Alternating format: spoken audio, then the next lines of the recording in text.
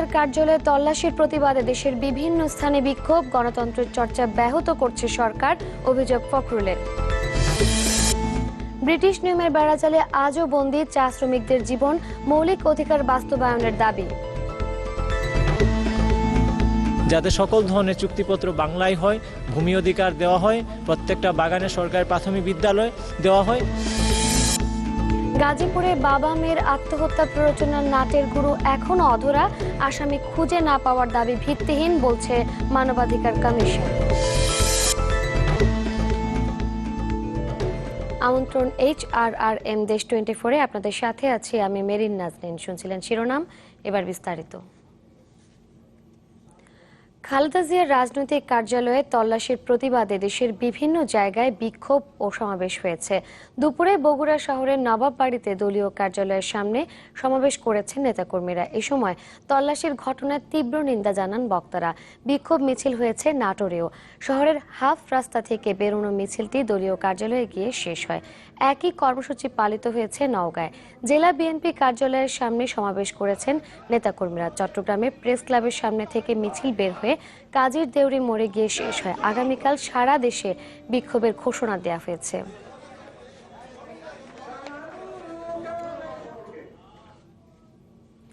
BNP চেয়ারপারসনের গুলশান কার্যালয়ে police অভিযানের নিন্দা জানিয়েছেন দলটির মহাসচিব মির্জা ফখরুল ইসলাম আলমগীর। অভিযোগ করেন, সরকার ইচ্ছাকৃত ও উদ্দেশ্য প্রণোদিতভাবে গণতান্ত্রিক চর্চাকে ব্যাহত করতে চাইছে।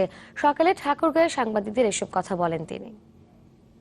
এই সরকার ইচ্ছাকৃতভাবে, অত্যন্ত উদ্দেশ্য প্রণোদিতভাবে তারা বাংলাদেশে যে গণতান্ত্রিক চর্চা তাকে ব্যাহত করতে চাইছে এবং সর্ববৃহৎ যে রাজনৈতিক দল, সেই রাজনৈতিক দলের চেয়ারপারসনের কার্যালয়, যিনি 3 বার প্রধানমন্ত্রী ছিলেন, তার কার্যালয়ে পুলিশি হামলা, এটা অত্যন্ত ন্যাক্কারজনক। আমরা এটা তীব্র নিন্দা জানাচ্ছি। এই ঘটনা এটাই প্রমাণ করেছে যে গণতন্ত্রের লেশ মাত্র এই দেশে অবশিষ্ট নেই। মূল্যকে চলো চা শ্রমিকদের একটি ঐতিহাসিক আন্দোলনের নাম, যা 1921 সালের 20 মে সংগঠিত হয়, যেখানে চা শ্রমিকদের পূর্বপুরুষেরা ব্রিটিশ মালিকদের অত্যাচারের প্রতিবাদ করতে গিয়ে প্রাণ হারান। নানা কর্মসূচিতে দিনটি পালন করছে বাংলাদেশ চা শ্রমিক ফেডারেশন।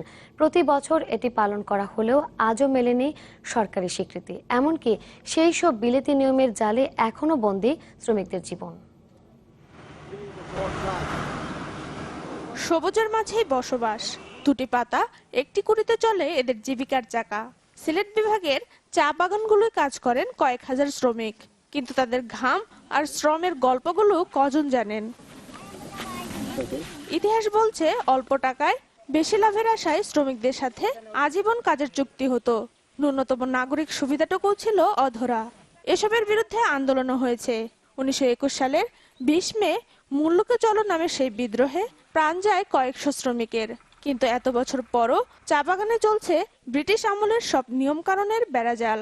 তো সময় ধরে আমরা কাজ করি, কাজে আর আমাদের মজুরি মিল খায় না। স্কুল ভালো নাই, বাচ্চা কাচ্চা লেখাপড়া করতে পারি না। আমাদের 85 টাকাতে হয় না, ভাত আনলে তরকারি হয় না, তো আর কিভাবে পড়াবো? এইরকম অবস্থা আমাদের।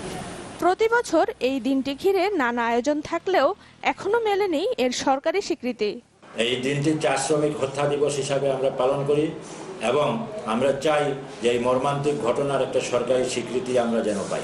এই দিবসটাকে যাতে সরকার রাষ্ট্রীয়ভাবে পালন করে এবং চা শ্রমিকদের জন্য, চা শ্রমিকদের যে একটা সরকারি ছুটি ঘোষণা করে চা শ্রমিক হত্যা দিবস হিসাবে। চা শ্রমিকদের বঞ্চনা নতুন কিছু নয়। বছরের পর বছর তারা অধিকার আদায়ের কথা বলেই যাচ্ছেন, কিন্তু সমাধান হচ্ছে কতটুকু? আমরা দাবিগুলো তুলছি যাতে সকল ধরনের চুক্তিপত্র বাংলায় হয়, ভূমি অধিকার দেওয়া হয়, প্রত্যেকটা বাগানে সরকারি প্রাথমিক বিদ্যালয় দেওয়া হয় এবং এই যে পিছিয়ে পড়া জনগোষ্ঠীকে এগিয়ে নেওয়ার জন্য যাতে সরকার বিশেষ পরিকল্পনা নেয়। নুন আনতে পান্তা ফোড়ায় যে শ্রমিকদের, তাদের অধিকার নিশ্চিতে এগিয়ে আসবে সরকার, এমন প্রত্যাশা সবার। সানজিদা শান্তা, চ্যানেল 24। এদিকে মূল্যকে চলো চা শ্রমিকদের ঐতিহাসিক আন্দোলনের দিনটি নানা কর্মসূচিতে পালন করছে বাংলাদেশ চা শ্রমিক ফেডারেশন। এ উপলক্ষে সকালে সিলেটের বিভিন্ন বাগানে স্মৃতিসৌধে ফুল দেন শ্রমিকরা। এ সময় তারা দিনটি রাষ্ট্রীয়ভাবে মর্যাদার দাবি জানান। বিকেলে আয়োজন করা হয় সমাবেশ ও সাংস্কৃতিক অনুষ্ঠানের। ব্রিটিশ মালিকদের অত্যাচারের প্রতিবাদে 1921 সালের এই দিনে আন্দোলন করেন চা শ্রমিকরা।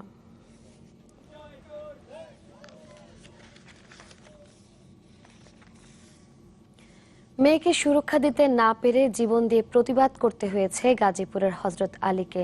সাথে নিয়ে গেছেন একমাত্র কন্যাকেও। ওই ঘটনার 20 দিন পরও গ্রেপ্তার হয়নি মামলার প্রধান আসামি। পুলিশ বলছে আসামিদের খুঁজে পাওয়া যাচ্ছে না। তবে মানবাধিকার কমিশনের চেয়ারম্যানের মতে পুলিশের এই যুক্তি ভিত্তিহীন। যেখানে বনানী ঘটনার 10 থেকে 12 দিনের মধ্যে সব আসামি গ্রেপ্তার হয়েছে, তখন হযরত আলীর বেলায় দায়রা গ্রেপ্তার না হওয়া যেন এক দেশে দুই আইন। শফিকুল ইসলাম সবুজের রিপোর্ট। 6 মে রাজধানীর বনানী থানায় 7 জনকে আসামি করে ধর্ষণ মামলা করেন বিশ্ববিদ্যালয়ের 2 শিক্ষার্থী। অভিযোগে শুরুতে মামলা নিতে চায়নি পুলিশ। তীব্র সমালোচনা হতে থাকে সামাজিক যোগাযোগ মাধ্যমে। সপ্তাহখানেকের ব্যবধানে দেশের বিভিন্ন জায়গা থেকে একে একে গ্রেফতার করা হয় মামলার সব আসামিকে। বনানীর মামলার 7 দিন আগে সমাজপতিদের কাছে বিচার না পেয়ে জীবন দিয়ে নিজেদের অসহায়ত্বের কথা জানিয়ে গেছেন গাজীপুরের শ্রীপুর উপজেলার হযরত আলী আর তার কন্যা। ওই ঘটনায় মামলা হলেও 7 আসামির মধ্যে এখন পর্যন্ত গ্রেফতার করা গেছে মাত্র একজনকে। আত্মহত্যার ঘটনাস্থল রেললাইন হয় মামলার তদন্তভার এখন রেলওয়ে পুলিশের কাঁধে। তবে ঢাকা রেলওয়ে থানার ওসি বলছেন স্থানীয়রা সহায়তা না করায় নাকি গ্রেফতার করা যাচ্ছে না মামলার মূল আসামি ফারুক সহ অন্যদের। রেলওয়ে থানায় চাকরি করার কারণে ওখানে লোকজনের সাথে আমাদের এরকম কোনো সম্পর্ক নেই। এই জন্য আমরা চেষ্টা করছি, এখন বিভিন্ন লোকজনের সহায়তা নিচ্ছি। আশা করি দিন আসামিটিকে গ্রেপ্তার করতে পারবো। এ বিষয়ে মানবাধিকার কমিশনের চেয়ারম্যান বলেন, হযরত আলী গরিব ছিলেন বলেই হয়তো তার মৃত্যুর ঘটনায় দায়ীদের গ্রেফতার করছে না পুলিশ। হযরত আলী এবং হযরত আলীর মেয়ের শ্লীলতাহানির জন্য, হযরত আলীর বাড়ি দখল করার জন্য স্থানীয় যে সামান্য প্রভাবশালী লোক তাকে ধরতে পারছে না, এটা আমরা কোনো রকম বিশ্বাস করতে পারছি না। হযরত আলী একটা বিচার না পেয়ে মৃত্যুর একটা প্রতীক হয়ে সেখানে থাকছে। এই প্রতীকটা আমরা এইভাবে দেখতে চাই না। আমরা দেখতে চাই এদেশে আইনের শাসন আছে, সেটা আমাদের আইন শৃঙ্খলা বাহিনীকে প্রমাণ করতে হবে। এই গবেষকের মতে গাজীপুরের ঘটনা আমাদের চোখে আঙ্গুল দিয়ে দেখিয়ে দিয়েছে এই সমাজে গরিবের অধিকার কতটুকু। গাজীপুরের ঘটনাটা আমাকে যে মানুষকে যে আন্দোলিত করেনি, এটা পীড়া দেয়। যেহেতু ওই শ্রেণীটা ঢাকার বাইরে থাকে, বসবাস করে, সেই জন্য ওই শ্রেণীর প্রতি আমাদের কোনো ঘৃণাও জন্মায়নি। মধ্যবিত্ত শ্রেণী বড় লোকের উপরে ক্ষিপ্ত। এটা কিন্তু যারা বড় লোক তাদের একটু শিক্ষা নেওয়া উচিত। কেবল ফেসবুক বা গণমাধ্যমে কোনো ঘটনা প্রকাশিত হওয়ার পরে নয়, বরং সব ঘটনা আইন শৃঙ্খলা বাহিনী সমানভাবে আমলে নেবেন, এই 2 বিশিষ্টজনের এমন প্রত্যাশার সাথে নিশ্চয়ই একমত সবাই। শফিকুল ইসলাম সবুজ, চ্যানেল 24, ঢাকা। HRRM দেশ 24-এ নিয়ে নিচ্ছে একটা বিরতি। ফিরছি একটু পরে, সাথে থাকুন।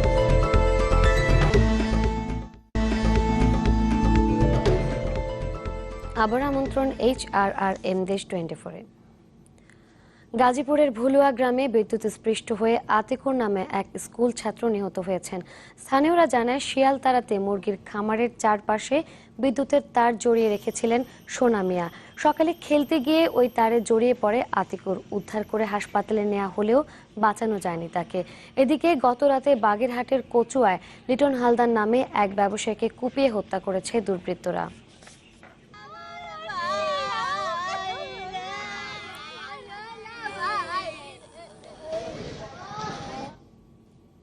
খুলনার টুটপাড়ায় পুলিশের সাথে কথিত বন্দুকযুদ্ধে একজন নিহত হয়েছেন। পুলিশের দাবি তিনি ডাকাত দলের সদস্য। আইনশৃঙ্খলা বাহিনী জানায় গত রাতে টুটপাড়া বালুর মাঠ এলাকায় একদল দুর্বৃত্তের ডাকাতির প্রস্তুতিকালে অভিযান চালান তারা। এ সময় দুপক্ষের মধ্যে বন্দুকযুদ্ধ হয়। এতে রাজু নামে একজন নিহত হন। ঘটনাস্থল থেকে অস্ত্র ও গুলি উদ্ধার করা হয়েছে। নিহতের মরদেহ রাখা হয়েছে খুলনা মেডিকেলের মর্গে।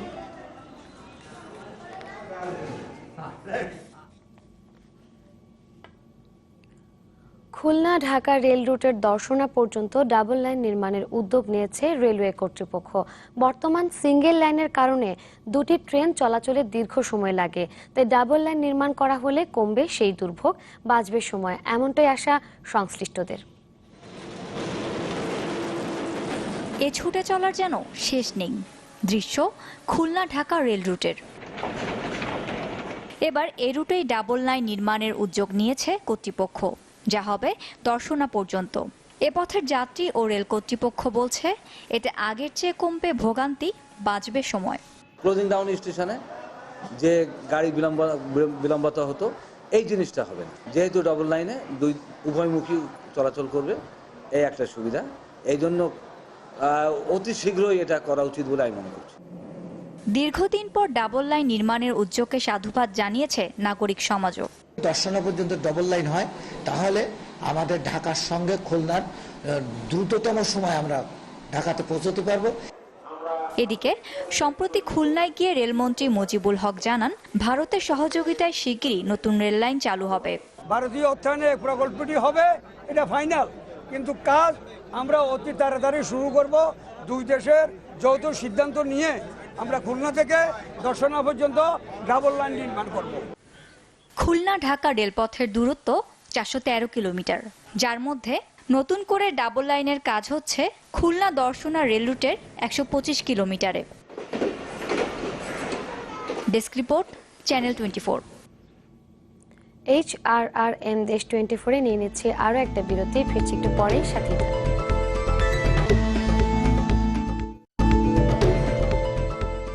আবার আমন্ত্রণ HRRM দেশ 24-এ।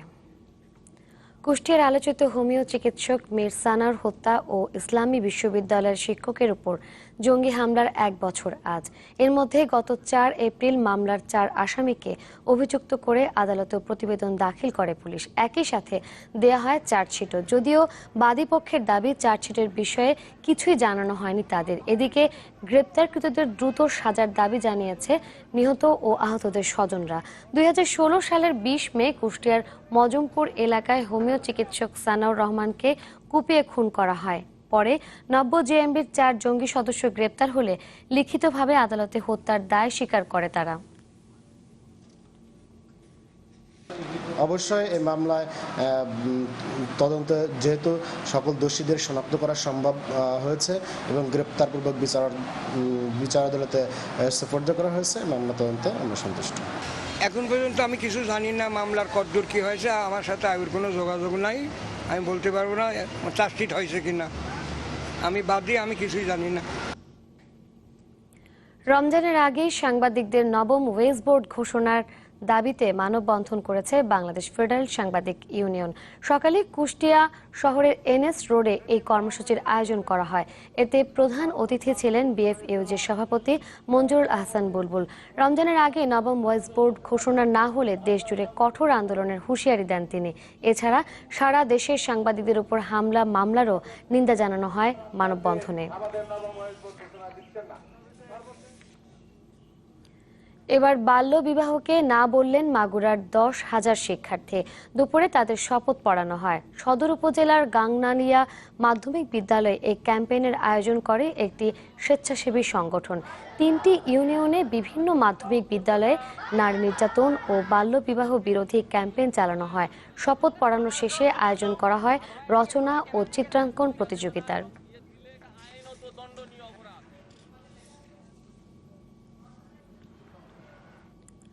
বাজারে উঠতে শুরু করেছে দিনাজপুরের রসালো লিচু। তবে চলতি বছর আবহাওয়ার কারণে ফলন কম হওয়ায় দাম বেড়েছে দ্বিগুণ।